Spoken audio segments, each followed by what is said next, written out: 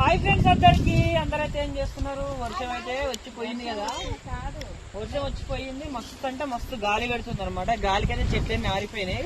మళ్ళీ నిమ్మకాయలు అయితే స్టార్ట్ చేసినాం అనమాట. అమ్మలు వాళ్ళు చూసిరా, చిట్టి కాయలు ఏరుతుంది. చిట్టి మంచి చిట్టి అయితే కాయలు ఏరుతుంది అనమాట. ఇక కాయలు అయితే స్టార్ట్ చేసినాం. కరెంట్ అయితే పోయింది. వర్షం పడితే కరెంట్ పోద్ది కదా, అందుకని చెప్పేసి నీళ్ళైతే కడతలేను.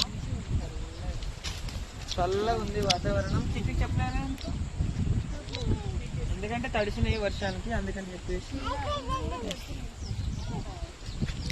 బురద తప్పితే చెట్లు వేసుకోవాలి.